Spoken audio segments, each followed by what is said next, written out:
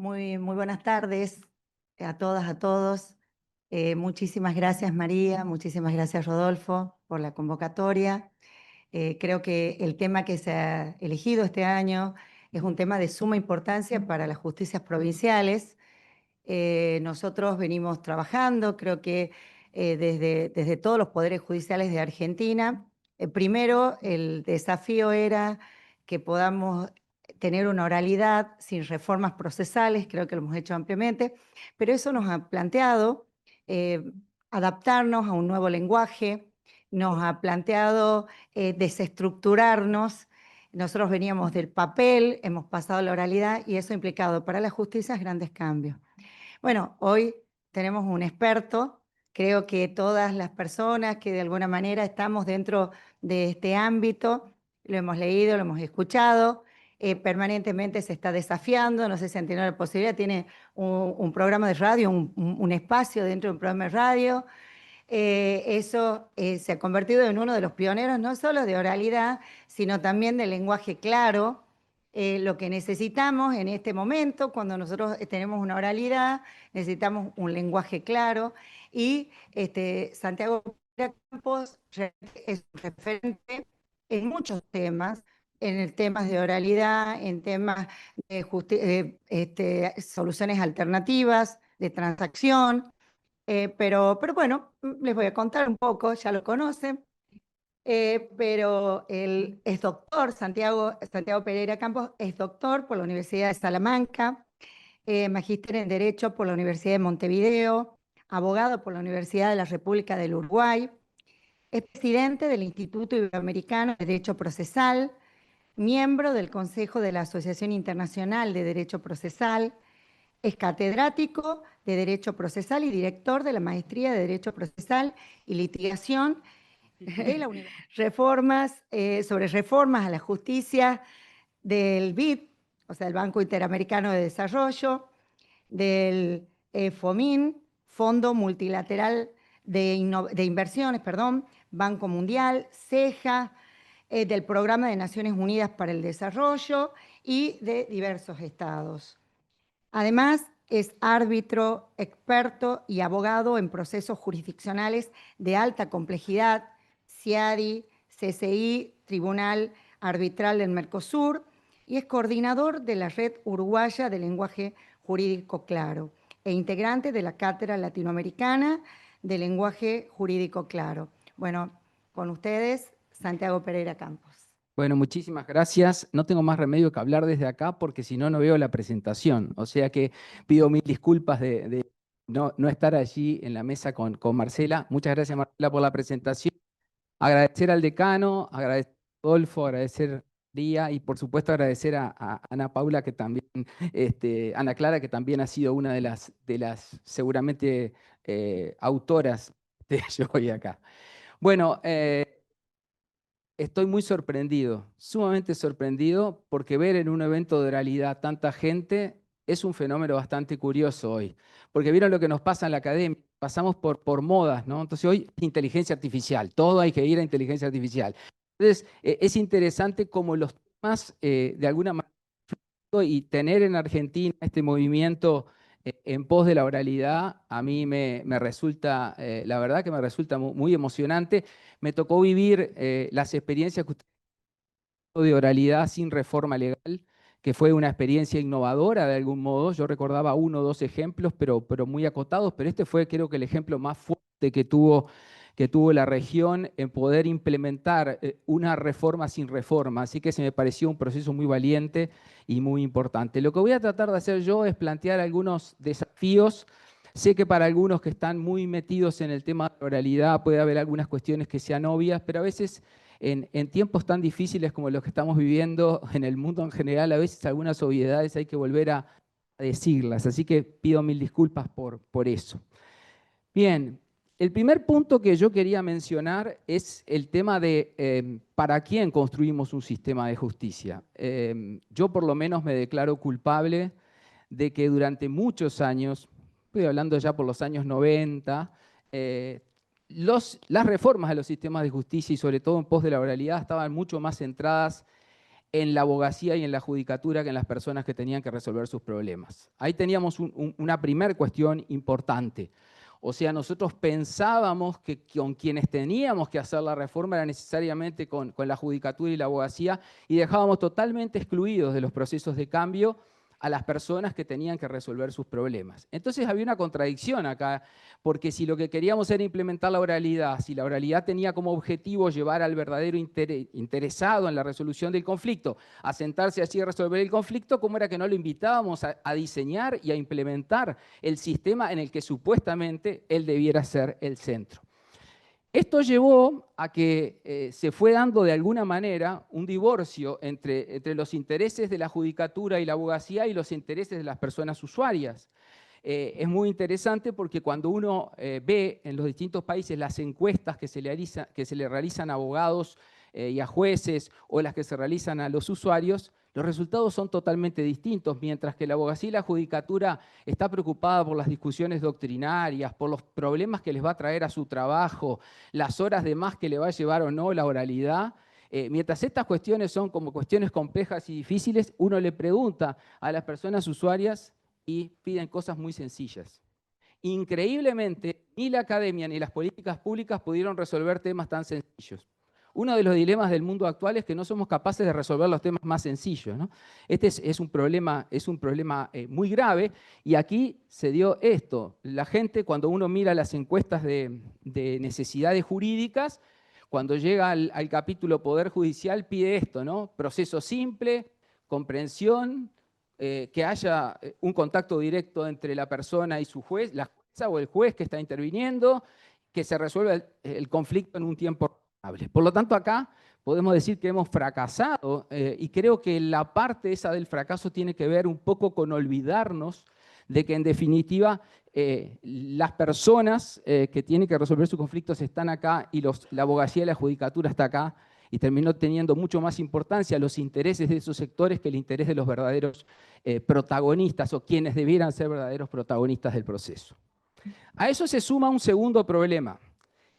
Todos sabemos que una de las grandes dificultades que tienen los poderes judiciales es las dificultades para tener evidencias, o sea, cifras, números claros que permitan tomar decisiones de política pública basadas en evidencia y no basadas en intuiciones. ¿Cuánto dura un proceso? Entonces un colega nos dice, un proceso ejecutivo tarda como 15 años, y de ahí sacamos la conclusión que los procesos ejecutivos tardan 15 años. Bueno, yo recuerdo, siempre cuento una anécdota, que en un momento en uno de los países de Latinoamérica estábamos discutiendo el tema de si se podía o no implementar una reforma en pos de la oralidad, y nos trajeron la cantidad de casos que resolvían los jueces. Entonces decía, no, imposible, con esta cantidad de casos que resuelven los jueces no hay manera de implementar la oralidad si no triplicamos el número de jueces. ¿A qué conclusión llegamos? Luego de un análisis que el 75% de esos casos eran procesos de estructura monitoria donde nadie oponía excepciones o defensas. Por lo tanto, en realidad ese 75% de los procesos ni necesitaban oralidad, y me animo a decir ahora, no necesitan ni jueza ni juez, porque hoy con la inteligencia artificial los monitorios documentales se pueden resolver sin que intervenga un juez, y el juez intervenga solo si hay defensa o excepción. Entonces, a veces no hay que dejarse atrapar por las intuiciones y hay que trabajar necesariamente en las cifras. Entonces, tenemos dificultades para tener cifras sobre los casos que llegan al sistema de justicia. Pero lo que no tenemos en absoluto es esta cifra, la parte oculta del iceberg. ¿Cuáles son los casos que no llegan? No hay estudios serios sobre los casos que no llegan, y acá tenemos un problema, porque entonces estamos tratando de resolver solo una partecita del problema, que es la parte de los casos que llegan, pero estamos dejando fuera de la resolución del sistema los casos que no llegan. Por otro lado, hay que contextualizar cualquier proceso de reforma en la situación que estamos viviendo en Latinoamérica, con la desconfianza que hay desde la sociedad hacia el sistema de justicia. El último dato publicado por Latino Barómetro, que es el de 2020, dice que en América Latina las personas confían mucho más en la Iglesia, las Fuerzas Armadas, la policía, el presidente, la institución electoral y el gobierno que en el Poder Judicial.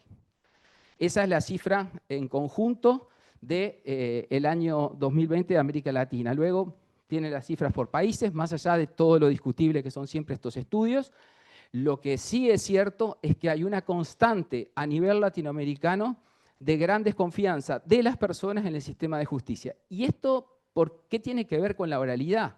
Bueno, es que yo creo que la oralidad, y también de paso, ya que Marcela lo mencionó, el lenguaje claro, son dos herramientas que nos pueden ayudar a tratar de recuperar la confianza de las personas en el sistema de justicia. Yo recuerdo cuando se hizo en Argentina esta experiencia de oralidad a puro corazón, que eran impresionantes los resultados de las encuestas cuando le preguntaban no solo a los operadores jurídicos, sino también cuando le preguntaban al litigante cómo había sido su experiencia con oralidad, y los resultados eran increíblemente sorprendentes. Ahí tenemos una evidencia, ahí tenemos un dato que me parece muy importante seguir, cuidar y monitorear, por supuesto.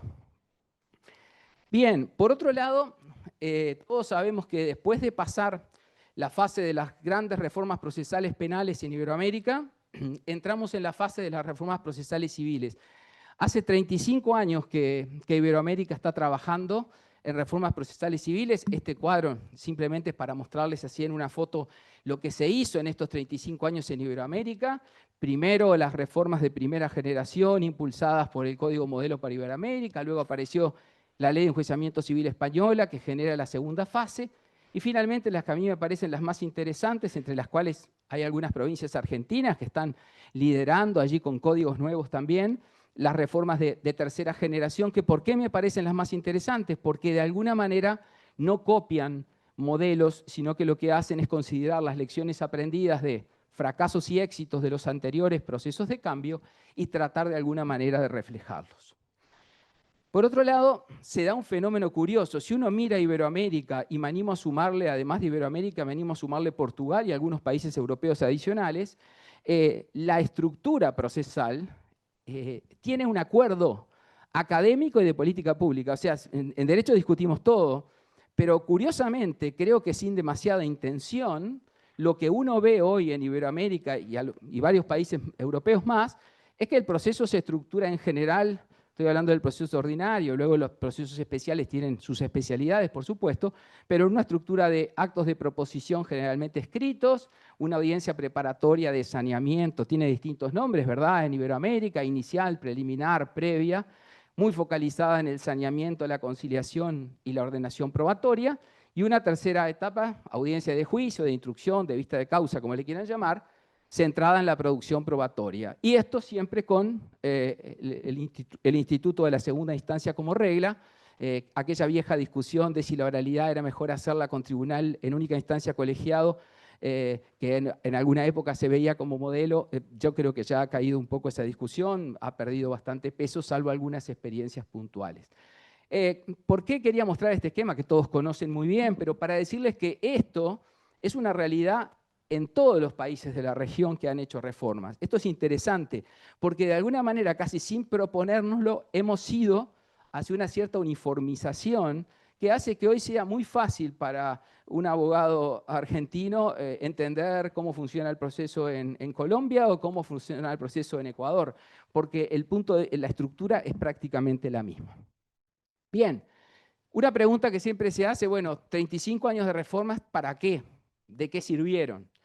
Bueno, en este cuadro, muy brevemente, yo traté de resumir los que me parece que son los más y los menos. Me parece que hemos tenido mejoras importantes en la gestión, son súper insuficientes, pero son importantes. Ha disminuido bastante la duración de los procesos, aunque también debe mejorarse.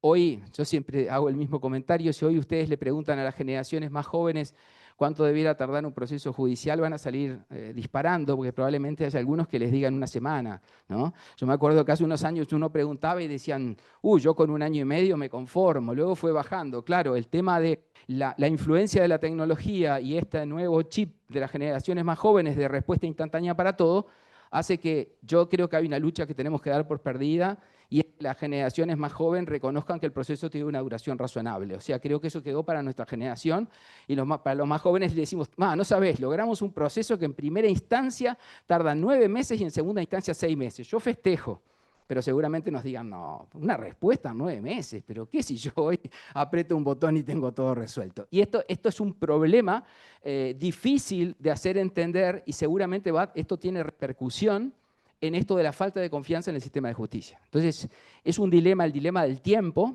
Este dilema del tiempo y el proceso es sumamente complejo.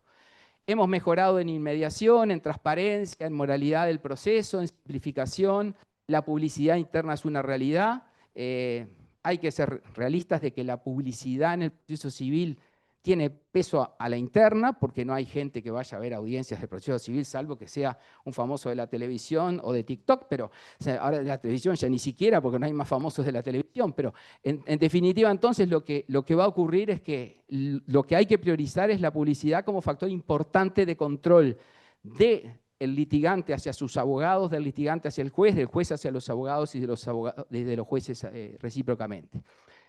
¿Cuáles son los principales debes que tenemos? Bueno, yo creo que uno de los problemas que tenemos es esto que algunos llamaron el procesocentrismo. Creo que Jaime Arellano por alguna vez lo acuñó esa expresión, que es esto de seguir soñando con que le podamos dar proceso judicial para resolver los conflictos a toda la gente.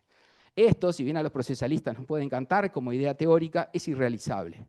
Entonces creo que tenemos que asumir que si no queremos que toda esa parte oculta del iceberg quede fuera del sistema, tenemos que asumir que tenemos que buscar otros mecanismos de resolución de conflictos que sean eficientes y sobre todo que sean adecuados a la naturaleza del conflicto. Luego voy a hablar un poco sobre esta idea del proceso adecuado a la naturaleza del conflicto. Por otro lado, seguimos con prácticas aferradas al modelo escrito. Cuando uno trae observadores a mirar audiencias en varios de nuestros países, nos dicen, pero ¿por qué los abogados siguen hablando como si estuvieran escribiendo? Yo no sé qué ocurre en Argentina. Muy común que la abogada que llega a la audiencia hable como si leyera y el abogado también. El juez. Entonces, ¿por qué nos pasa esto? Porque seguimos con el chip de la escritura. Una verdadera reforma requiere cambios en la forma de argumentar, en la forma de expresarse, en el lenguaje que se utiliza. Por otro lado, es curioso que la oralidad argumentativa sea muy débil. Yo creo que en el proceso penal, en los países que han hecho reformas, ha mejorado muchísimo la argumentación, la oralidad argumentativa, mientras que en el proceso civil no ha ocurrido, no se ha dado eso. Luego un tema que a mí me preocupa mucho, que es la baja participación del justiciable. Una pregunta que nos tenemos que hacer es, ¿tiene sentido invertir dinero en la oralidad si resulta que después las audiencias son audiencias de abogados y jueces? Esta es una cuestión muy importante, porque lo que ha pasado en muchísimos países es que se ha implementado el proceso por audiencias, pero resulta que no ve uno a los verdaderos interesados en el proceso en la audiencia, porque no hay estímulos o porque no hay sanciones o porque no hay mecanismo para lograrlo. Esto es una gran discusión todavía a nivel de la doctrina, pero yo creo que nos tenemos que replantear si queremos oralidad y si la oralidad tiene como objetivo que la persona participa y comprenda, esa persona tiene que estar ahí. A esto se suma, me declaro culpable, que a todos los clientes que llevamos a la audiencia, el primer consejo que le decimos, no vayas a hablar bajo ningún concepto, no digas nada, si el juez te pregunta, mírame a mí, y si llega este señor a querer decir algo, patada por debajo de la mesa. Entonces, acá tenemos un problema. Yo alguna vez conté que a mí me impresionó mucho cuando vi el proceso oral en Alemania, que el proceso oral en Alemania transcurre muchísimo más tiempo una conversación entre el juez y la parte que con el abogado. O sea, el abogado está controlando más bien, realiza un control, pero el juez está convencido que el que tiene la información de calidad no es el abogado, es la parte, sobre los hechos, por supuesto. No le va a preguntar nunca sobre el derecho y si le pregunta sobre el derecho no lo debe dejar contestar el abogado. En cambio, nosotros acá tenemos un sistema totalmente distinto. No quiero entrar en la discusión del rol del juez porque es un tema muy sensible en la Argentina, no me voy a meter en esa discusión, pero creo que por lo menos tenemos que repensar esa cuestión. Teoría del caso en los procesos civiles con muy poco desarrollo y la verdad es que muy pocas universidades están trabajando en serio con el tema de desarrollo de técnicas y prácticas de litigación. Yo hace unos años decía, las universidades están perdiendo una oportunidad increíble de tener un rol fundamental en los procesos de reforma porque muy pocas trabajan seriamente en eso. Bueno, entonces, si tenemos todos estos problemas, voy a tratar de resumir cuáles creo yo que han sido los principales errores que cometimos, sobre todo para que no los cometan otros. Y mi padre siempre me decía, equivocate, pero por lo menos sé original en la equivocación. Equivocate en otras cosas no es la misma que me equivoqué yo. Bueno, yo, por si puede servir para algo.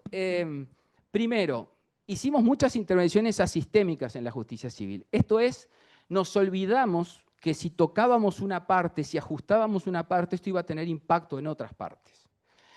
miramos a veces el sistema de justicia como primero la actividad solo de un determinado juzgado, solo de una parte y sobre todo solo del Poder Judicial. Cuando hoy la idea del sistema de justicia es muchísimo más amplio que el Poder Judicial. El sistema de justicia son las cárceles, el sistema de justicia es la Fiscalía, es la Defensoría, son los centros de conciliación y mediación, son los centros de arbitraje, etcétera, etcétera. O sea, la idea del sistema de justicia es mucho más amplio. Por otro lado, tomamos muchas decisiones basadas en intuiciones, en anécdotas y no en evidencia.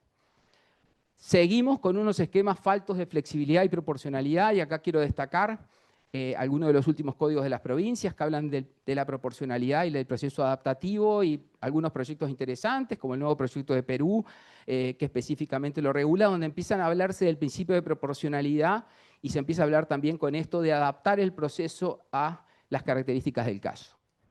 Dosificamos muy inadecuadamente no solo la estructura procesal, sino cuándo tenemos que colocar oralidad y cuándo tenemos que colocar escritura. Esto es muy importante.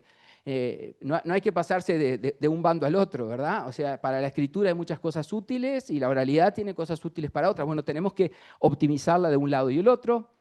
Seguimos con un sistema centrado en el proceso judicial y no nos estamos ocultando de avanzar hacia lo que pareciera que es la solución más adecuada, que es un proceso multipuertas sobre el que después espero volver como idea o como propuesta.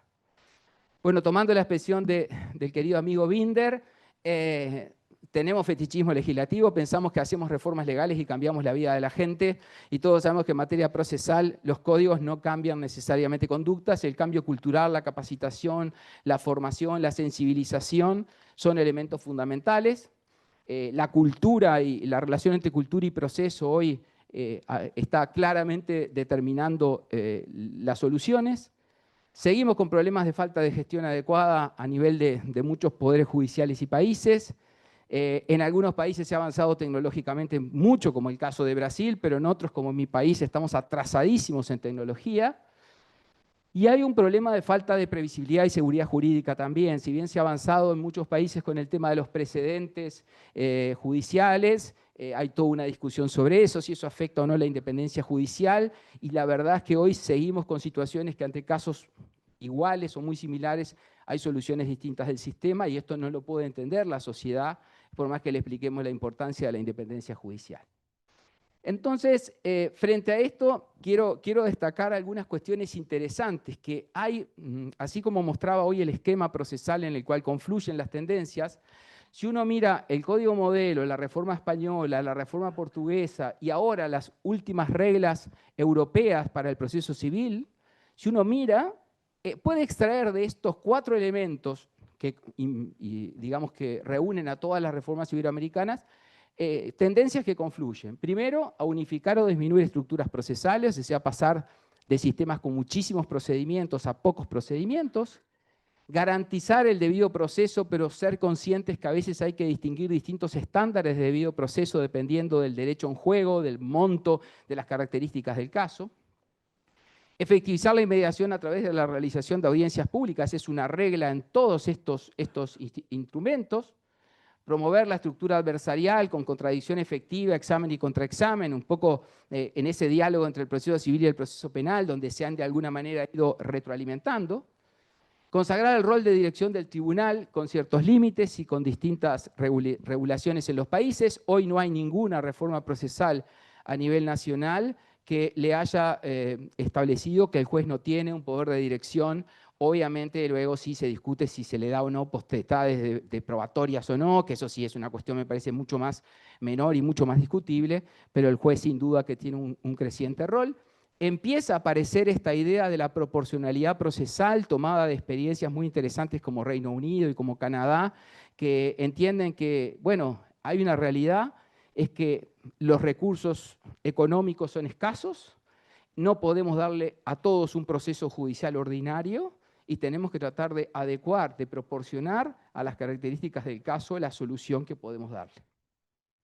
Establecer, bueno, un régimen de recursos con segunda instancia, como le decía, y más recientemente, y acá viene la idea que les quería mencionar, esto de tratar de ir hacia un sistema multipuertas. Esto del sistema multipuertas es un tanto confuso, porque algunos me han dicho, no, en mi país tenemos un sistema multipuertas, porque nosotros tenemos conciliación, mediación, tenemos arbitraje, tenemos proceso judicial. No, eso no es un sistema multipuertas.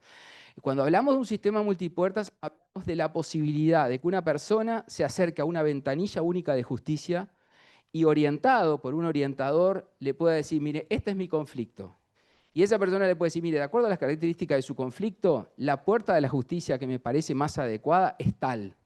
Obviamente usted es libre de elegirla o no. Si usted quiere ir siempre al proceso judicial, vaya. Pero mire, de acuerdo al tiempo, de acuerdo a la entidad del asunto, de acuerdo a los costos que tiene esta solución, me parece mucho más razonable esta. Y no hacer peregrinar a las personas por distintas oficinas públicas en búsqueda de una solución. Esto hoy con la tecnología se puede simplificar muchísimo. No estoy hablando solo de ventanilla única electrónica, pero siempre tenemos que tener también la presencialidad para quienes no pueden acceder a la tecnología, pero me parece que esta es una de las formas viables para lograrlo. Dije que no me iba a meter en la discusión sobre el rol del tribunal, pero sí quiero marcar una cuestión que me parece interesante. Es que hay como una migración de la discusión sobre los poderes deberes del tribunal en general, poderes deberes de ordenación, hacia el juez como un gestor, o sea, tratar de ver al juez con un rol importante en la gestión procesal. Allí les pongo la norma del Código Portugués, que es bastante reciente y bastante citada por su innovación, pero también las reglas europeas, fíjense, establecen las reglas europeas una activa y efectiva gestión del caso, siempre respetando el trato igualitario, ¿verdad? Pero apuntan más a la gestión del caso que, en definitiva, aquellos que a veces se discutía de la búsqueda de la verdad, que eso es mucho más polémico y donde hay posiciones muy enfrentadas. Bien, entonces, si tenemos que implementar la oralidad con este informe sistémico, la primera lección que aprendimos es que no, y esto lo aprendimos a los golpes, como decía un amigo, lo digo con la experiencia que me da el fracaso, ¿no? Porque la verdad es que uno aprende muchísimo de los golpes y una primera cosa importante es que la justicia civil debe mirarse con un enfoque sistémico, porque si los problemas son sistémicos, si los problemas dependen de muchas variables, no lo vamos a resolver focalizándonos y olvidándonos del resto de las variables. Esto requiere, por lo tanto, considerar que es fundamental la definición de políticas públicas centradas en las personas. Esto es, políticas públicas que se focalicen, no es que los abogados y los jueces no seamos personas, pero por lo menos somos secundarios en el sistema procesal, nos guste o no, somos en definitiva auxiliares del sistema de justicia, estamos para ayudar que la persona que tiene un problema lo pueda resolver en el sistema de justicia. Esto por supuesto que ataca nuestro ego, pero es la realidad y así debe ser, y yo creo que así debemos construir el sistema. El otro tema fundamental, y en esto se ha avanzado pero queda mucho por hacer, tenemos que tener sistemas de obtención de información de calidad que nos permitan tomar decisiones. No se pueden tomar decisiones claras si no tenemos información de calidad, si no vamos monitoreando los resultados de la oralidad, si, como lo han hecho ustedes en un periodo de una manera muy interesante, y esto me parece importante. Hoy todos los expertos en políticas públicas dicen no se pueden adoptar políticas públicas que no estén basadas en la evidencia. Otro tema, uno de los más difíciles en nuestra querida Latinoamérica. Cada cambio de gobierno, no importa de qué partido sea, viene y quiere refundar los sistemas. Tenemos que entender que las soluciones de justicia son soluciones a 5, 10, 15, 20, 25 años y seguramente entonces en ese proceso pasen varios gobiernos. Entonces tenemos que transformar las políticas públicas de justicia en políticas de Estado. Políticas de Estado que trasciendan un periodo o varios periodos de gobiernos para poder ir hacia ese tema. Pienso en un solo tema, cárceles, por ejemplo. Imagínense la imposibilidad que hay de resolver el problema cárceles en Latinoamérica si no lo vemos con política de Estado. Lo mismo pensar en una gran reforma al proceso civil, al proceso penal, si no lo miramos con una visión de largo y mediano plazo superando los periodos de gobierno. Cuando hablamos de sistema de justicia, solemos pensar siempre en los poderes judiciales, pero la verdad que cuando hablamos del sistema de justicia tenemos que considerar todos estos elementos que están aquí, que no me voy a detener, pero que tienen que ver con el gobierno judicial, tienen que ver con el talento humano, con el presupuesto, con el sistema multipuertas, y por más que atendamos a todos estos elementos, si nos falta legitimidad social, seguridad jurídica, independencia judicial y transparencia y publicidad, vamos a estar igual en un problema. Podemos ser muy sistémicos en el análisis de los elementos, pero si nos faltan los 4 factores fundamentales para la construcción de un sistema, vamos a estar en dificultades.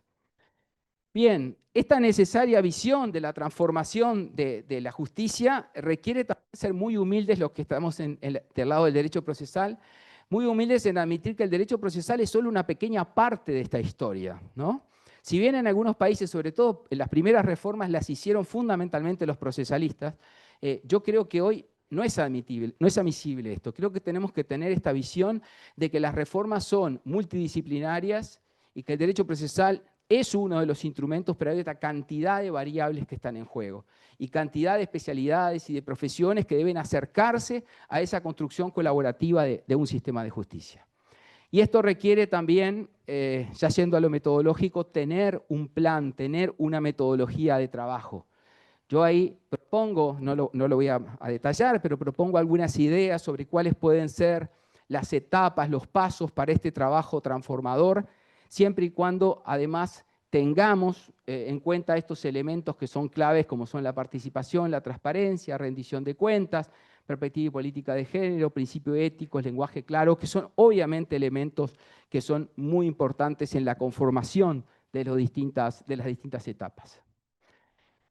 Luego, una vez que tengamos claro cómo vamos a hacer esa reforma o cómo vamos a avanzar en este proceso de cambio sin reforma legislativa, elijamos el mecanismo que elijamos, es muy importante tener en cuenta estas dos cuestiones, que no tiene que haber un enfoque estrictamente jurídico, sino tiene que haber también un enfoque de política pública, y luego que tenemos que trabajar mucho en el cambio cultural. Yo recuerdo, en algunas épocas había algunos autores muy radicales que decían no se puede hacer una reforma procesal sin jubilar a los mayores de 50 años. Bueno, era una reforma muy radical. Alguna aplaudiría, ojo, alguna aplaudiría. Era una posición muy radical, pero en definitiva lo que estaba queriendo decir es generalmente estos procesos de cambio lo abrazan las generaciones más jóvenes que son capaces de empujar ese proceso de cambio. Y el foco del cambio, saliendo del derecho, pasa por la práctica. Por eso lo que decía hoy Rodolfo es tan importante de esto de bajar lo teórico a la práctica, a las soluciones, desconfiar de este poder transformador de la ley y tratar de trabajar mucho en el cambio de prácticas. No hay posibilidad de avanzar en la oralidad sino haciendo oralidad. La oralidad se aprende haciéndola. Técnicas de litigación, hacer roleplay en audiencias, hay que desarrollar distintas habilidades que no tenemos desde las facultades y que tenemos que, por lo tanto, generar este cambio. Y aquí tenemos grandes debilidades en el modelo de enseñanza universitario, escuelas de la Fiscalía y escuelas judiciales. Si bien se ha ido avanzando, hay mucho todavía por delante y hay una cosa que a mí me sorprende. Le cuesta mucho a quien va a una capacitación querer participar en estas actividades. Al principio todo el mundo ofrece resistencia, prefiere que uno venga y hable y se sentarse a escuchar. Luego de que se hace la capacitación con experiencia, los resultados de evaluación son excelentes, pero hay un primer momento de, no me quiero involucrar en esto. Bueno, eso es romper una barrera cultural que es muy importante. Bueno, asumir una realidad muy dura para todos, pero el proceso jurisdiccional y la oralidad son recursos escasos, nos guste o no. Nosotros tenemos que convencer a quien define el dinero para la reforma por qué vale la pena poner dinero en la oralidad y no en vivienda, en educación o en salud. Esa es la realidad del Estado. Las políticas, el arte de administrar necesidades ilimitadas frente a recursos escasos. Entonces, uno de los grandes problemas que tenemos es que tenemos que decir, bueno, ¿dónde vamos a colocar la oralidad? ¿En qué parte la podemos colocar? ¿Dónde es más importante? ¿Dónde nos va a dar mejores resultados? Tenemos que ir a buscar otras posibles soluciones o caminos. Una aclaración que puede ser obvia, pero la oralidad solo tiene sentido si hay inmediación. Oralidad sin inmediación, como tuvimos en alguna época, ¿se acuerdan? Funcionarios que no eran jueces que tomaban declaraciones a los testigos. Eso no es... ¿Hay oralidad? Sí, súper oral fue la audiencia, pero no tenemos nada de inmediación. Eso es fundamental. El lenguaje debe ser oral, es muy distinto el lenguaje oral al escrito. Y, por supuesto, evitar escrituralizar los actos orales. Doctor, sí. Me toca hacer la mala de la película. No, cuando quiera. Yo, 5 minutos. 5 minutos, perfecto. Prometo en 5 minutos.